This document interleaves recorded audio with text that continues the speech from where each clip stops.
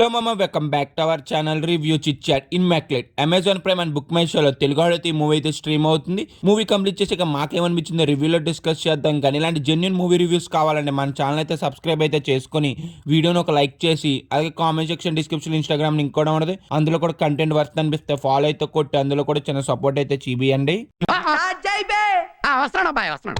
Movie యొక్క basic story ఏంటంటే, Cecil అని ఒక అమ్మాయి అయితే ఉంటది. తన లైఫ్ ని యేసు ప్రభుకి అయితే అంకితం చేయాలనుకుంటది. అప్పుడు ఇటలీలోని ఒక చర్చికి అయితే వెళ్తది. అక్కడికి వెళ్ళి ప్రెగ్నెంట్ అయితే అవ్వుద్ది. తన ఎలాంటి తప్పు అయితే చేయదు. అసలు ఆ ప్రెగ్నెంట్ ఎలాగయ్యింది, తన ప్రెగ్నెంట్ అయితే తన లైఫ్ లో కొన్ని చేంజెస్ అయితే జరుగుతాయి. ఆ చేంజెస్ ఏంటి, అసలు మొత్తానికి ఏమైంది అనేది మనం మూవీ చూసి అయితే తెలుసుకోవాలి. ఇలాంటి సంఘటనలు ఇంతకు ముందు చాలా జరిగాయి, కానీ ఇదే మూవీ చూసాక నాకేమనిపించింది అంటే, బాగుంది, నచ్చింది. మరి తోపు తురుమని చెప్పను కానీ ఒకసారికి అలాగైతే ట్రై చేయొచ్చు మూవీని. మూవీని అయితే ఫ్యామిలీతో అయితే చూడలేరు. మధ్యలో కొత్త అడల్ట్ కంటెంట్ అయితే ఉన్నది. మూవీ యొక్క స్టోరీ అని చాలా ఓల్డ్ స్టోరీ అయినా కానీ దాన్ని ఎస్టాబ్లిష్ చేస్తాం మాత్రం చాలా బాగా వర్కౌట్ అయింది.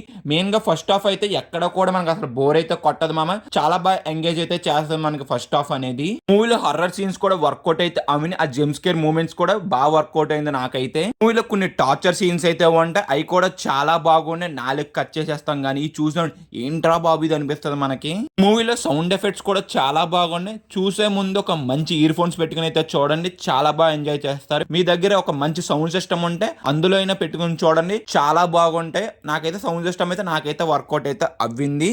మూవీలో కొన్ని సీన్స్ అయితే కొంత లెందీ ఫీలింగ్ అయితే అనిపించింది. కొన్ని సీన్స్ అయితే ట్విస్ట్లు కూడా అంత ఎగ్జైట్ అయితే చెయ్యం మన మూవీలో. అలాగే మన మనీస్ట్ ప్రొఫెసర్ స్క్రీన్ ప్రెసెన్స్ కూడా చాలా తక్కువ అయితే ఉంటది. ఆయన ఉన్నసేపు బాగా అయితే చేసాడు. నాకు ఇంకా కొంత స్క్రీన్ ప్రెసెన్స్ ఎక్కువసేపు ఉంటే బాగున్నైతే అనిపించింది నాకైతే.